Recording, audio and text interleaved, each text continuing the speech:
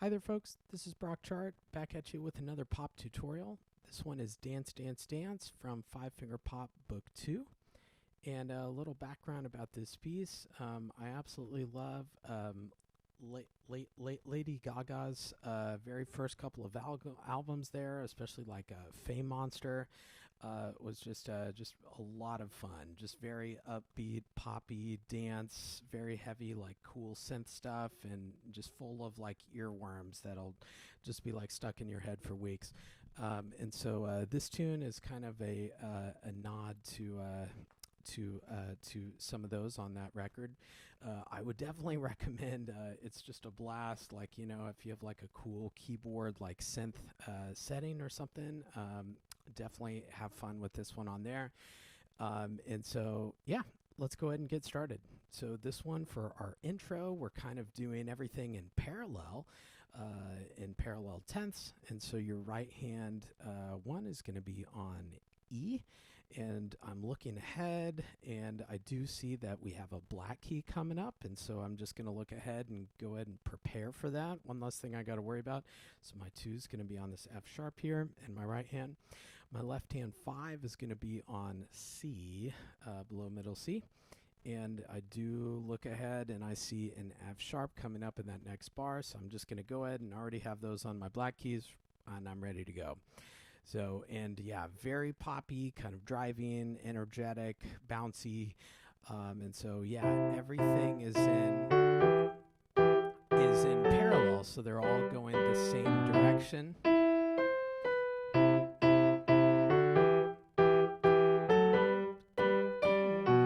So just be careful about the first inning and second inning. Sometimes that can give students problems.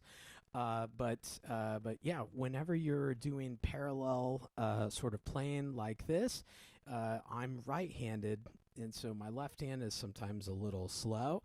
A good thing to try out if you're having trouble playing them hands together like that, whether it's this tune or something faster where you have parallel stuff, is to kind of mentally focus more on your weaker hand and have your dominant hand follow the weaker one, because your strong hand, you can it can be fast, it can be slow, it can hang with whatever, but for your weaker hand, you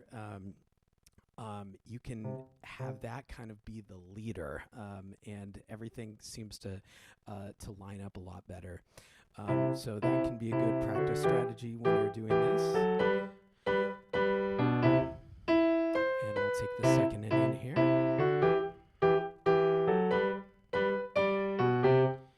Now here is where we have the verse, and this is where the singer would be. And so in a lot of the pop and rock books, there's lots and lots of different layers, but we only have 2 hands, and so we are doing several different layers and different textures, but with our hands. And so I think it's important to note where certain parts are in the mix. And our intro is maybe played in a synth, and it's more like instrumental. And this part right here in measure 7, when it's the verse, that is what our lead singer would be doing, and so we want to definitely bring that out in the texture. And then there's some background kind of fill stuff like what the left hand does in measure 10, that are still important and kind of nice little solo fills. But be aware of where is the melody, who has the melody, is it important, is it more background? So, and always feel free to, circle stuff in, write stuff. That's all valuable. This will be from the first verse right in measure 7. And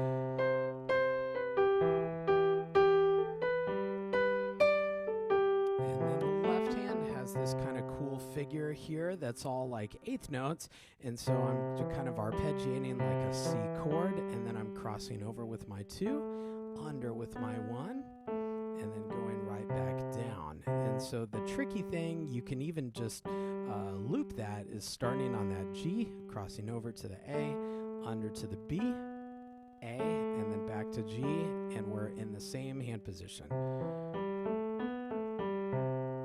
It's a little, tricky figure, but it sounds really fun. If you want to, you can totally try out pedal on this one too. I think it would sound fine.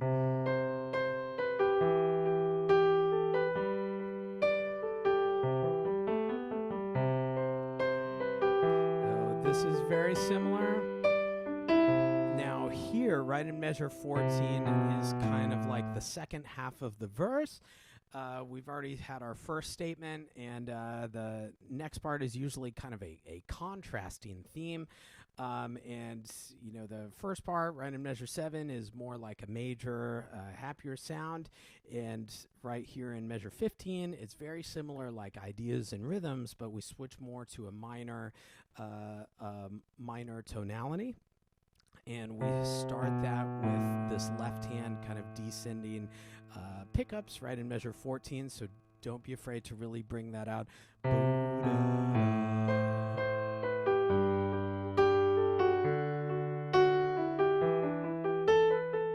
Oh, and then notice the right hand has a very similar sort of like fill to what the left hand had in measure 10. But this one isn't as tricky with the fingerings. Our right hand thumb is going to be on D, and we're just going to kind of part that second and third finger there to where there's a skip. D, E, G, A, B, A, G. So I'm trying to think if there's anything particularly tricky there.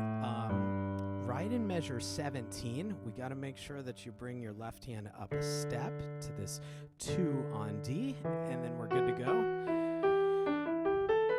And then we're stepping right back down to where 4 is on A.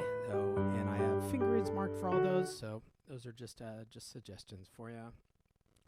Let's check out the second page. This is where the chorus comes in. So we have a little bit of a break, and a lot of pop tunes will do this where there's just, nothing happening. It's just silence, and it makes it kind of exciting and surprising when everything comes in even louder. And so that's exactly what's happening right there in 22. There's supposed to be silence on the first 2 beats. That's kind of our break. So let me try from 19. 2, 3, 4, off. So it's a little bit similar to our intro, where everything's kind of moving in parallel. But this time, right hand is up an octave. So be careful about some of the left hand fingering here. So we start with those pickups again. And I'm going to go 1, 3. So I'm crossing over the thumb with the third finger there. And both of my hands are stretching out.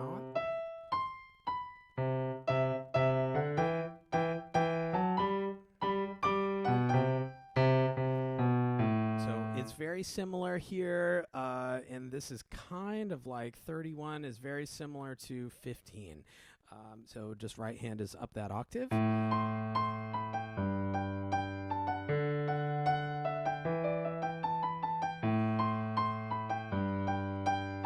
we have a full break. 1, 2, 3, 4.